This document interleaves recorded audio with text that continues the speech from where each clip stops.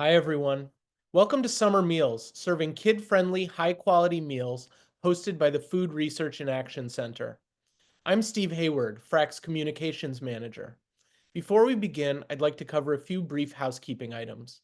We expect this webinar to run about 60 minutes. We are recording the presentation and will send the recording and slides in a follow-up email. Closed captioning is available. To turn captions on, click the CC button in the bottom taskbar and select English as the spoken language. We'll have time for questions and answers at the end of the presentation. To ask a question at any time during the webinar, please use the Q&A panel in the bottom taskbar. With that, I'll pass it off to Clarissa Hayes, Deputy Director of Child Nutrition Programs and Policy at FRAC. Take it away, Clarissa. Thanks, Steve. And hi, everyone. Welcome to today's webinar. We're so glad you could join us today for this very important conversation. So like Steve mentioned, today we are going to be focusing on what we think is one of the core pieces of a successful summer meal program, and that is developing menus and serving meals that are well received by the children who attend your sites. And we know that when the meals served at summer meal sites are appealing and high quality, children like the meals, they are more likely to participate, which results in higher reimbursement, higher participation, and reduced food waste, which is really a win-win. So let's go ahead and dive in and we'll talk a little bit about what we're going to cover today. So here's our agenda for today's webinar. First, I'm going to set the scene a little bit with sharing some considerations and promising practices that we see from the national level when it comes to menu planning and serving high quality meals. And then we are going to hear from our two guest speakers about their insight on tips and tricks for menu development and serving kid-friendly and nutritious options. And we have Chelsea Slattery, who is the Director of Student Nutrition, Purchasing, and Warehouse Services with Yuba City Unified School District, and Amber Simmons, who's the Director of Child Development with the Northwestern Ohio Community Action Commission. And as always, like Steve mentioned, we will save time at the end for any questions that you have. So as we go along, please feel free to add those to the Q&A feature on your screen, and we will save time for those at the end of today's webinar. All right, so next slide, I wanted just to start with some level setting because as I mentioned earlier, developing menus is really an important building block of a successful summer food program, but it does come with many considerations. And I have a short list here, and I'm sure everybody here listening in who runs this program can think of other pieces, but location, calculating serving sizes and costs, food delivery, keeping food safe, budget, labor, equipment, and many, many other considerations go in when we're thinking about menus and what you want to serve at summer meal sites. So while all of those pieces are really important, being mindful of quality and incorporating positive changes to your program can also help to keep participation high, which is what we want to do. We want to reach more kids with the summer meal program. It's also important that we spend a little time here at the beginning talking about what we mean when we say high quality, because I know it can encompass many different things, and it's definitely more than just nutritional quality. So when we say high quality, we mean first, appeal. Do kids like the meals? Are they readily accepted and likable? Variety. Is there enough variety and options to keep kids interested in coming back to the meal site? We want to make sure that meals are culturally appropriate. So are the meals that are being served acceptable to the population that you're serving? And then the core piece of this is nutritional quality. Are the meals that are served healthy and nutritious? So those are just a few pieces to center us as we move forward. And I wanted to just spend a few minutes talking about the meal pattern. So as a reminder, all meals served through the summer nutrition programs must meet the meal standards that are set by USDA. And this is really important because these meal standards help to provide a foundation for nutritious meals to be served and then to be improved even further. So we won't spend too much time on this, but depending on whether you're serving breakfast, snack, or lunch or supper, you will be meeting different meal patterns, and they're up here on the screen. So for breakfast, you have to serve all three components listed here in the left, which includes a milk, a fruit or vegetable, and a grain or bread item. For lunch and supper, you have to do all four components, which really means 5 items because you have to serve milk, 2 fruits and or vegetables, and a grain and bread component, and then one meat alternate. And then for snack, only 2 of the 4 components here are required in order to make a reimbursable meal. So again, that's really important as we start to think about menu development, making sure that we are meeting those requirements so that the meals can be reimbursed. So on the next slide, we'll talk a little bit about the 2 different meal service options that are available if you are looking to participate in summer meals, because I know that many of you on the call here today may be newer to the program. And this is important to talk about because depending on which option you go with, that will change how you create and develop your menus. And then there's also a different reimbursement rate for this as well. So when we think about summer meal service options, there's 2 options, for lack of better words. So the first is self-prep, and that means that sites have the equipment and resources needed to prepare meals safely. They're generally being the different components are being purchased and prepared on site or prepared at a central location and then sent to the sites. So the good thing about this self-prep model is that you would, as a sponsor, have more control over the meal served and what the menus are, and there is a higher reimbursement for doing this self-prep model. We also know that not everybody has the capacity or the infrastructure to do this, to prepare meals on site or at a central location and then transport them out to sites. So if that is your situation, there's also the vended model. And that means that the meals or meal components are purchased already prepared from an approved licensed vendor. There's little to no food preparation needed at the site. Sponsors are responsible for finding a vendor for their sites through the procurement process, which your state agency will be there to help you walk through. And the benefits of this model, again, is that there is more flexibility to serve meals at more types of sites. There's less staff time needed to prepare meals. And if you don't have the space to prepare the meals, this is the best option for you. Within both of these models, there is space to make improvements and serve high quality meals. So even if you are working with a vendor, there are options to make sure that the meals are reflecting what you want them to look like. All right, so I want just to spend a few minutes talking about some of the considerations that we often lift up when we're talking about meal planning and menus. So the big piece that we talk about a lot is utilizing cycle menus for easier planning. We know that planning menus in advance can help to ensure a successful food service operation, and one way to do that is through the cycle menu. I'm sure many of you are familiar with a cycle menu is, but if you're not, this is a set of planned menus that are repeated in the same order for a period of time. And what we see for the summer is usually 2 to 4 weeks. So the menu is different every day during that cycle, and then the cycle repeats itself. And this is a great way to offer variety and also provide some flexibility for substitutions.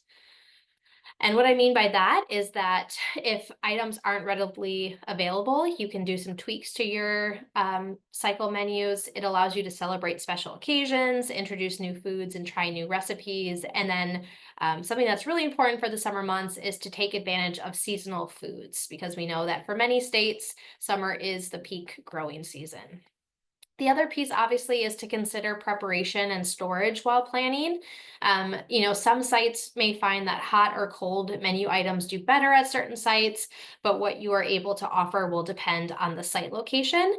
So depending on what kind of site facility you have or what kind of storage you have, there are sample menus and tools for those specific scenarios.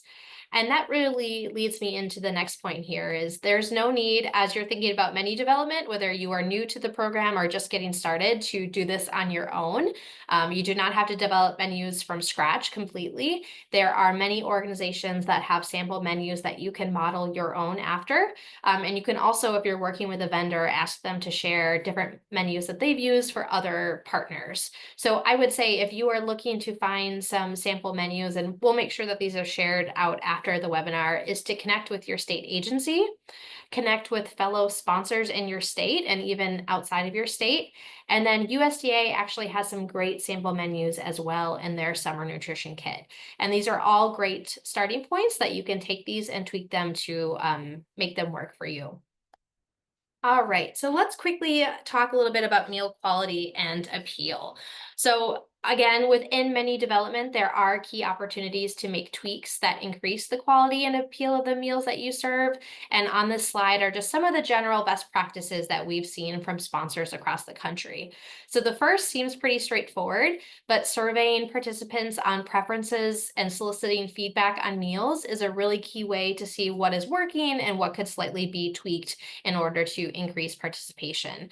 This does not have to be a very formal or long survey. On the right, you can see an example of what this could look like at your summer meal site, but just getting that feedback on preferences is a good way to make small adjustments. The other option, if you are a school that is serving school meals or if you are doing after school meals, one way to think about your summer menu development is to think about what options were popular during the school year and adapt those or adjust those for the summer months. Obviously, we know that's not possible in every situation, but if you know generally that certain components are more popular than others, you can use that as a starting point for your summer meal menu development. Another key piece during the summer, which I alluded to earlier, is incorporating fresh or local foods when possible. I think everyone has probably heard about Farm to School. Farm to Summer is the sister program to that. We know again that during the summer months, fresh and local foods are readily available, and serving local foods can improve meal quality and appeal, encourage children and teens to develop healthy eating habits, and then can also help to educate them from where their food comes from. And a couple options are available for this. So sponsors can purchase local foods directly from farmers markets, community supported agriculture, and school or community gardens. And then you can purchase indirectly through distributors or food hubs. So a couple of different options there. And again, state agencies and USDA have really great resources on farm to summer. The next piece to think about, again, is to consider the cultural appropriateness of the meals. So generally making sure that whatever you serve is acceptable to the population of children that you're serving at your summer meal sites. And if you're not sure of what that is, connecting with community partners and again, getting that feedback from families can be a really key part of doing that. Next here is considering packaging and visual appeal. So I think everyone has probably heard that we eat with our eyes first. So if there is opportunity to develop menus with a variety of colors and textures and flavors and making it visually appealing, that can also help to increase participation and the appeal of the meals. And the last thing that I'll mention here before talking about a couple of our resources is to definitely take advantage of some of the policies that USDA has for summer meals, including shared tables if allowed by your state and your health department, and the traveling apple policies, which allows kids to take a component from the meal home that does not need to be refrigerated. So again, before you make any of these changes, definitely check in with your state agency. But we know a key part of this, of having a successful summer meal program is also making sure that we work to reduce food waste. So on the next slide, I wanted to just share one resource that we have that we are working to update, but this is a guide on procurement and serving high quality meals. And I know you probably heard procurement and maybe stopped listening, but this is a really easy to read guide. And we think it's really great because oftentimes sponsors, if they're working for vendors, there's this feeling that you don't get as much say, or you kind of just get what is available to you. But there are a lot of opportunities to effectively work with vendors and improve the quality of the meals that you serve. So this guide has information about strengthening contract languages, improving vendor communication, and then working to increase competition if that's a problem that you're finding in your state and you're not really getting the options that you want for the meals that you'd like to serve. So again, highly recommend checking out this resource and reaching out to your state agency for more information on the procurement process. So the next slide, and then I'm going to turn it over to Chelsea, is USDA is not here on the line with us today, but I mentioned their menus earlier, so I want to give this another quick plug. They have a really amazing nutrition guide that talks through menu planning and procurement and a bunch of different pieces and has those sample menus. That's a really great tool. So if you are looking to start developing your menus and need some guidance, I would highly recommend this resource from USDA. All right, so that is what I needed to get through, and I'm going to go ahead and turn it over to Chelsea from Yuba City Unified School District to talk about what is happening in California. So Chelsea, I'll turn it over to you. All right, thank you, Clarissa, and thank you so much for inviting me to present on today's webinar. My name is Chelsea Slattery. As Clarissa mentioned, I work for the Yuba City Unified School District. And not realizing when I was putting my slides together that this is a national webinar that is in Northern California. So if we could go to the next slide, please. We are based, we're north of Sacramento, about 35 miles, and our district is in Sutter County. The total enrollment of our school food authority is just under 13,000 students. We operate year round on a district-wide community eligibility provision. And we're also fortunate in California to operate under universal free meals. So no cash exchange is made for any of our meals throughout the day. And we also do, on a normal day, breakfast, lunch, supper, and an afternoon snack. Our identified student percentage is overall for the district at a 47.04, which comes out to about 75% free meals. And then the other 25% is made up out of state funding. Our district serves 22 K-12 sites. 5 of them are out of district, so they're non-Yuba City Unified School District sites. And then we also service 8 preschool sites. And so I'm going to go a little bit more into what we do specifically for summer meals. So we've operated summer meals in our district for well over a decade. We've operated both the summer food service program and the seamless summer option. This is just a little snapshot of what it looked like last year for us. So last summer, we operated 15 summer meal sites. 3 of those were TK through 5th grade sites. And then another one was a Parks and Rec. I noticed somebody on here was asking about, like, for a camp, how to apply for the food program. So we actually partner with our local camps and Parks and Recs. And if they are hosting their camp on an approved site, we run the summer food service program or the seamless summer option through that school site, and we're able to service their students that attend their camps that way and provide breakfast and lunch to them. So that is one option for those of you that are with camps and Parks and Recs to reach out to your local school food authority or to your state agency to see what your options may be for applying. We also operated at 5 TK through 8th grade campuses, 1 high school, or as 1 TK through 12th and 2 high schools. And then we had 1 campus that was a 5th grade through 12th grade. We offered meals at 1 preschool, and then we actually served outside at a park that we partnered with. It's a aquatic park and an actual like play park outside. And then we also partner with our public library, and we offer lunch there daily throughout the summer. So for our summer meal service, that is 15 sites that we operate at, and within those 15 sites, we actually operate 7 different menus. And we promote our program. We have banners. So every site, all 15 sites, we have we order banners through our state agency, but then we also, if you see the little one with the watermelon and the sun on there, we had some custom made. And so we put those up in a common area to kind of help advertise that we're going to have free meals throughout the summer. And then for the last couple of years, what we've done is a summer meals kickoff event. So we do this at the park that we are offering meals out throughout the year or throughout the summer. And during that event, we invite a lot of our community partners to come out and offer available resources on like food benefits and healthcare and 0 to 5 Children and Families Commission. We partner with our local health department, with our University of California Cooperative Extension to come out and do some like physical activity and nutrition education. And so it's kind of like a little health fair, and then we have a big barbecue and provide lunch to all the kids that are 0 to 18. We also, for this kickoff event, offer meals for purchase for adults through our catering program.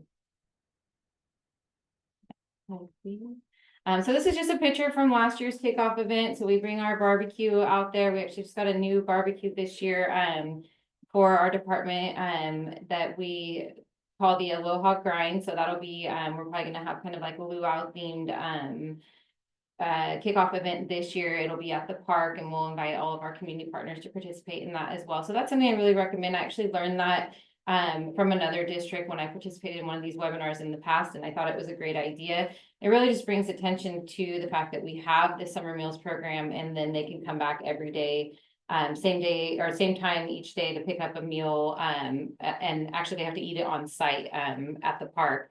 And then we pass out flyers that have all of our other meal sites throughout the county so that they can attend any of those if they're closer to them. And then again, these are just some pictures from our summer meal service. So one thing that we do, we have a rather large and evolving farm to school program.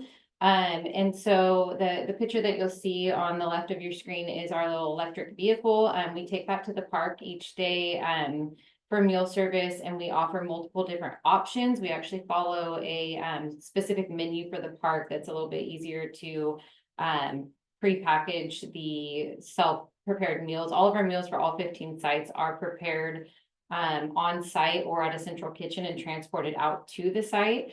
And then the photo that you see in the middle there and on the right, that is one of our farmers markets. So we offer student farmers markets and community farmers markets through our fresh fruit and vegetable program. So at last year's kickoff event, we were able to offer a farmers market as part of the event. And so the students went through, or the kids would go through the meal service line and then participate in the market afterwards. And they were able to take 3 full whole pieces of fruit or vegetable with them from the market. Next slide, please. So this is just an example of some of our menus that we offer. As I mentioned, we have 7 different ones. So the menus that we use throughout the summer, this was last summer, and we'll probably follow a very similar structure this summer. So we do a summer breakfast and lunch menu, and we do a summer high school breakfast and lunch menu.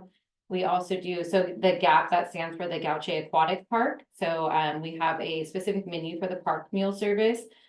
We've got a SAC lunch menu, which we use for field trips. And then we also utilize a little bit with Parks and Rec and with our high schools. We find that the SAC lunches, students are a little bit more willing to take those if they can go and eat them somewhere on campus and not have to sit in the cafeteria. And then our library has its own lunch menu. And then Albert Powell is actually a high school, so they follow a little bit different high school menu. And then we do a preschool breakfast and lunch menu. So I know it's kind of hard to see here, but if you guys are interested in seeing our menus, I can definitely share those out. So the one to the right there is just our summer breakfast and lunch menu. We run a 3-week, 3-month cycle menu. Our program throughout the summer, most sites is anywhere from 20 to 40 days.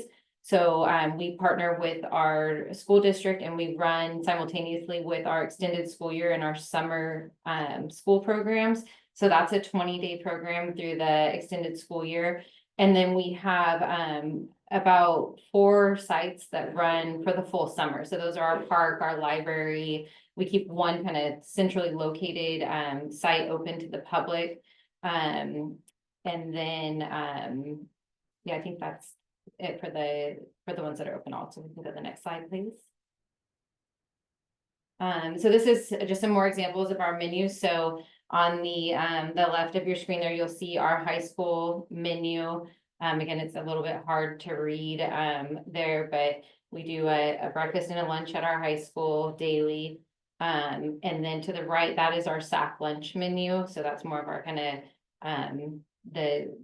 the ones that we use at the park and at the high schools, and also for the field trips for like Parks and Rec and summer school going on field trips. And then this was our specific summer menu at the park that I mentioned. So we have an offered daily, and then we also have a SAC lunch menu option. So they can either take what's in the SAC lunch, or they can choose from the entree option. So each day last summer, we offered a bean and cheese burrito, chicken sandwiches, chicken nuggets, or popcorn chicken, or a cheeseburger. And then all of the options that came with that. We offer side salads, assorted vegetables, fresh fruit. We actually partner with several local farmers. We're fortunate in Northern California to be kind of surrounded by orchards, and there's lots of like mandarins and oranges and stone fruit. And so we offer whole fresh fruit daily on our summer menu. And then we also during in California, we have a farm to summer week. And during that week, we offered a student farmers market at one of our school sites, which we again plan to do this year. I believe it's in June, the farm to summer week that we participate in. Go ahead to the next slide, please. So in order to ensure the quality of our and appeal of our meals, we do quality checks. I'm the director of the program. We also have two supervisors. One is also our chef. Our chef really emphasizes the using batch cooking, quality ingredients, and properly implementing hot holding times, especially when transporting out to sites that are not at a central kitchen. And then we do menu surveys, and I'll go over that in just a minute of what that looks like. But we do survey our students and their families on menu items and items that they like or that they want to see more of and things like that. As I mentioned, we also do a 3-week, 3-month cycle menu year round. And so what we try to do for our summer is really incorporate all of the favorites from throughout the school year. And it's also kind of our time to utilize our inventory through our National School Lunch Program that we have from the prior school year. We have a central freezer and a central warehouse. And so we kind of plan those menus based on the inventory so that we're not buying additional items that we don't need. And then all of our meals, as I mentioned, are prepared on site. So we plan our menus at our central location. Our food service office is located in our central warehouse. And so our menus are planned by our chef, our supervisors, and myself. And our goal in planning our menus for the current school year and going forward is that we always try to include at least 40% or more scratch cooked menu entree items. So this is just some information here on how we do our menu surveys, as I mentioned. So we send out surveys throughout the year and ask about what new items students would like to see on the menu, what items they want to see more of, if there's any items they would like to see go away. And that's really helpful in getting feedback from our students and their families on what they want to see. We do a lot of promotion through our Facebook. So we post all of our menus, all of our fresh fruit and vegetable program flyers, our events. That's all kind of done through Facebook. So that's something I definitely would recommend if you're trying to promote your summer meal program, is to get some sort of social media outlet to be able to contact your students and their families. We also use like Peach Jar and Parent Square to send out flyers prior to the summer before the students are out for the school year. And then we just make sure to post all of our menus throughout the summer, make them readily available on both our website and also on our Nutrition Services Facebook page. And so this is just an example of what that looked like when we did our menu survey. So it was done through a Google survey, and we sent it out through our Facebook and had a decent amount of responses from the survey. And so the parents or students would just go and click on the link and then fill it in. And so what we did was we took some of their suggestions of what they liked and what they suggested to help in planning our summer meals menus. And I just wanted to emphasize the importance on really following through on, like, if you're going to do a survey or something like that, really take into consideration what the students and their families are asking for, because they do like to see that follow through there. Other ways that we engage our students, parents, and community members in our program, we're always looking to increase our participation in the school meal program, because the more participation we get, the more reimbursement we get. We keep our staff employed and keep our quality of meals high. We like to increase the visibility as much as possible in what our program is doing. And then we also use our social media platforms to communicate with our target audience and to highlight successes. And then this is just a little bit more information on how we engage student staff and parents in our program. So I would say Facebook is probably our biggest outlet in contacting families. We have a little over, I think it's like 1.4 thousand followers on there. And then we connect with all of our school sites that we do meals. So we are connected to like the PTO groups and the school site pages so that they can share the menus out with their family through their Facebook as well.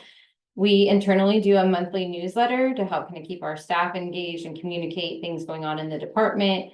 We also share like staff birthdays and things like that. And then we recently started a quarterly community newsletter to help inform the community about some of the things that we're doing. So we have like a spotlight on our local vendors. We have a spotlight on our farm to school program. And then we just use that as kind of also a way to communicate what's going on with our school wellness policy committee in the district. So that the one that you'll see here in the photo is our first community newsletter we just rolled out in January, and then we'll be doing another one in March or April. And then we use our nutrition services website to communicate all of our menus, our nutritionals, food allergies, things like that. We try to make our menus informative and interactive. We host and participate in community events, and then we also participate and host school-wide events like our student farmers markets. And then this is a little bit more about our community engagement. So as I mentioned, we offer meals daily throughout the summer at our local library. And we also partner with them to offer a community farmers market every summer. And so the flyer that you'll see on the left there was for our farmers market that we did last June, and we're in the process of planning to do another one. It was really well received. And then we participate in, so we do student farmers markets, community farmers markets, our summer meals kickoff event. We do a back to school resource fair, and then we also participate in our local farm day with our farm bureau. And then I just have some tips here for those of you looking to increase your community engagement. And that would be to participate or host community events, contact your local newspaper and your radio stations. That's really important for promoting your summer meals too. We reach out to our local newspaper each year before summer meals start, and they always publish the dates, times, and locations for our summer meals. So that's been really helpful. We've gone in and actually gone on the radio to promote the summer meals as well. Getting site admin involved, so having your administration, your summer principals, that's really helpful to help get the word out. And then inviting the superintendent out to your events, and being sure to share your successes and whatever that looks like to you. So we try to share via email, social media, the district website, and also in our newsletters. And then this is just a couple links to some of the articles that we've had in the news recently. So that's pretty much all I have for you guys for today. So my contact information is there on the left on the screen. That is my email for the district. And then that's a QR code to our Facebook. If you are interested in following us on Facebook to kind of see some of the work that we're doing or to get ideas, but feel free to reach out if you're interested in any of those resources that I mentioned. I'd be happy to share. Thank you. Great. Thank you so much, Chelsea. And yes, you have a couple questions in the QA box. And if anyone else has any questions for Chelsea, feel free to add to those, and we will get to them at the end of the presentation. And I'll go ahead and turn it over to Amber, who's joining us after being out in the field. So we really appreciate it. And she's going to tell us how things are going in Ohio. Well, hello, everybody. Thank you for having me. That was a wonderful presentation. I have so many things that I wrote down, and just really great ideas that I'm going to share with our nutrition manager, Crystal Genter, who is on maternity leave. So I am going to do my very best to answer questions and tell you a little bit about how we at NOCAC, how we call that Northwestern Ohio Community Action Commission, have conducted our summer food program for a little over 15 years. So bear with me. And the good news is what I don't know answers to, I promise to find those out and get those to Chelsea and try to get them out to anyone who asks. So just bear with me because I am, again, the Director of Child Development for NOCAC in Northwest Ohio. What that means is I oversee the Head Start program as well as our summer food program. So Crystal is the nutrition manager for both programs. So she does Head Start 10 months out of the year, and the other 2 months she completely facilitates and organizes and does a wonderful job with our summer food program. So let's see here. Let me look at my notes and see what I have to share. So we currently have 13 sites in 5 different counties.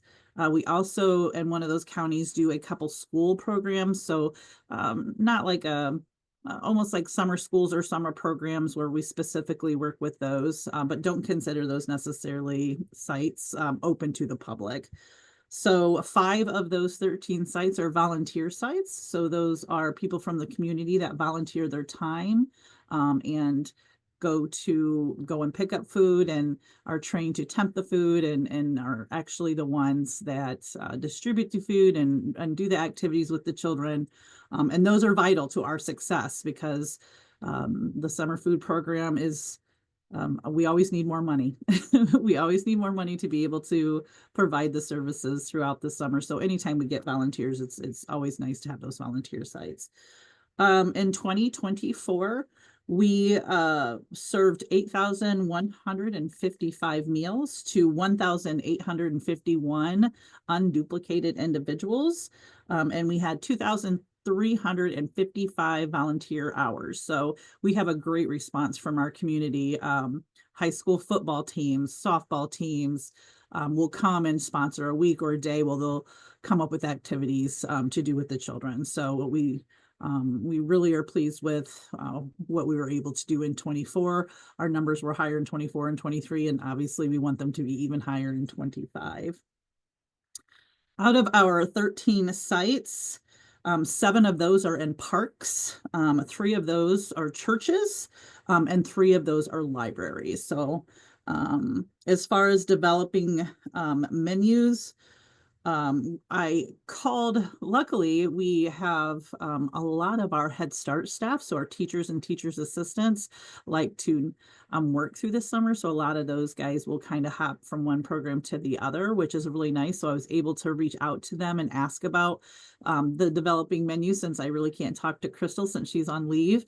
And that was a really great conversations with the 2 girls that I did talk to. They I said, tell me about the meals and how the kids receive them. And they both just had so much positive and kind of passion in their voices when we were talking about it. And really what I took away from that was that the kids in our demographic really like those scratch, homemade, comfort, spaghettis and lasagnas and Alfredos. And we have these, we call them magic meatballs. They're, basically a Swedish meatball recipe. And they like the grilled chicken sandwiches and they like the hot food. So we don't serve a lot of cold food, only probably 2 to 4 times a month. Do we actually do a cold sub or a sandwich or a wrap or something? Most of the time, our children really respond to those hot served meals. Oh, let's see what else. I really do think that is a part of the appeal and the equality. We too are always looking for high quality ingredients. But again, I think the appeal for our population of folks is really just is as much homemade as possible, right? Do we do vended or self prep? We do both. So we have 2 self-prep kitchens, and then we work with 3 vendors. So 2 of those are hospitals and 1 is a senior center. So the menus do vary, based on, obviously we have more of a variety with our self-prepped kitchens. We're able to even do a higher percentage of scratch made lunches for the children, but we still are really happy with the senior center and the hospitals that we work with. They're able to really produce some really high quality tasty food for the children. So We obviously are through the CACFP. We also have a huge support from our United Way in every county. So they're always helping us support this program and making sure that we keep it running and growing. We also get support from a lot of animal clubs. So your elks, your eagles, your moose, your things like that. Those a lot of in our area, those are popular. Those are you can gamble and it's a filter through the state, and then part of that requirement is to have a charitable donations. They have to give that money back, so they are very eager to help sponsor those programs. And then we have everybody knows where Campbell's Soup is. Well, guess what? We have Campbell's Soup in our service area, and so they do a lot of things with us as well to support the program. Everything from they've given bikes out. They've big bags with just all sorts of fun outdoor things to do. And so we really always appreciate Campbell's Soup. We, up until the last couple years, we worked with a agency here in Ohio that provided weekend meals, which we're really missing. Unfortunately, those are not funded right now. So we're just keeping our fingers crossed, because that is really nice to be able to send the kids home with provisions for the weekends. But unfortunately, that's those programs, that funding has been cut and they've not been able to offer that.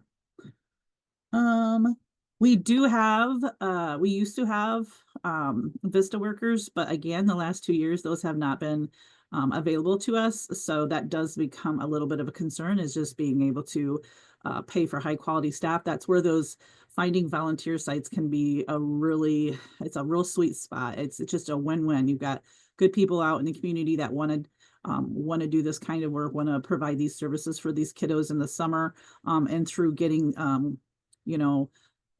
reliable volunteers, it makes it so much easier to have more sites and to provide more services. So I really encourage anybody out there wanting to dip their toes in the summer food waters to really just see who's willing to meet you halfway, or find volunteers. It's really, really nice.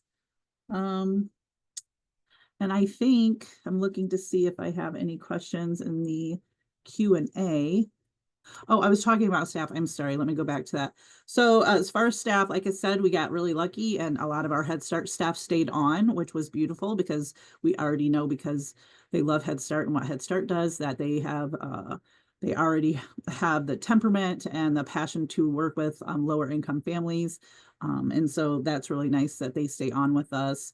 And we have an activities coordinator that makes sure we have lots of fun activities for the kids to do at all of our summer food sites. So, and I think that's what I have to offer, and I'd love to take any questions. I too can share menus, or any flyers, or any of those press releases. Thank you, Amber. And yes, we will. I've seen this question come up a couple times in the chat. So we will make sure that we collect menus from both Amber and Chelsea, and we'll share that out with the recording, so everyone will have access to that. There's a couple questions in the Q&A, and maybe I'll pose the first one to Chelsea. Can you share what funding source you use to be able to pay for the farmers markets for the students to take produce home? Yeah, so there's a couple different ways that we were able to do that, but typically throughout the school year, we utilize fresh fruit and vegetable program funding, and that is written into the grant to do at least one farmers market at every fresh fruit and vegetable program site. We also have a way for community agencies and sites that don't have the grant to order the farmers markets through our catering department. So essentially what we do is we charge for staff time and for the produce, and then we're able to offer the farmers market. So what we did with our public library was they obtained a grant, and then we were able to order and deliver and set up the student farm, or it was a community farmers market, and then we staffed it. And then we've also done mini farmers markets, like the one that we do during Farm to Summer Week. We incorporated it into the reimbursable meal and let the students, so it's just a smaller one where they get to pick one whole piece of fruit and one whole vegetable, and then it goes towards their reimbursable meal for the day. So there's a few different ways you can do it. If you don't have funding, you have to get a little bit creative, and that's where we got a little bit creative, and we're able to offer it that way during the summertime. Great, thank you. And then there's another question, Chelsea, this may be for you, but someone noticed that there weren't portion sizes on the menus. So I think that might have been like the public facing menus. But I'm sure, Chelsea, if like you're submitting things to the state, you're putting serving sizes. Is that right? Yeah, I think it was kind of hard to see it. So offer, like on our menu, it talks about, we offer daily, with breakfast, a half cup of, juice or a fresh fruit and a cup of milk. I'm not sure what that was in reference to, like the serving sizes for, um, I'm not exactly sure. We do have production that we, follow, that our staff are able to, follow recipes and offer the correct serving sizes, so maybe that's what that is. But I would need more clarification on that. Okay, yeah, no, that's fine. Thank you. All right. Well, I think we got to all the questions. Oh, there's one more for you, Chelsea. The kickoff barbecue, did you involve parents or just the children? So for the kickoff barbecue, it was a community event, and we did meals, for individuals 0 to 18 were free. And then for those that were 18 and over, we, charged through our catering department for meals. So if the parents wanted to eat, they could, but they had to pay for it. Perfect. Thank you. All right. Well, we will go ahead. I will just take a couple minutes to talk about some of our resources and we'll close out. But I do see a couple questions in the chat box about applying. So, and getting started with the summer food service program. So I would, yes, if you look up your state summer food agency, you will get a contact information or email that you can reach out to about getting started. So I think that's the best place to start for that. And if you do have any questions, you can feel free to reach out to me. I'm going to go ahead and put my email address in the chat. But in closing, I just wanted to highlight that we do have reports on summer food participation. We have a summer meals eligibility mapper. So if you'd like to see if you are in an area that's eligible to participate, you can check that out. And then as far as resources on menu development, we have a guide on using local foods and different ways to procure that. And then also that guide that I mentioned earlier about language that you can include in your vendor contract and how to simplify that relationship. So we hope that these are helpful resources. I just wanted to take a second to thank our guest speakers, Chelsea and Amber, for joining us today. It's such a great way to kick off the summer meals season. If you have any questions, feel free to reach out to me again. My name is Clarissa Hayes and my email address is chayes@frac.org. But thank you all for joining and we will get this webinar recording out to you. So have a great rest of your day. Thank you so much.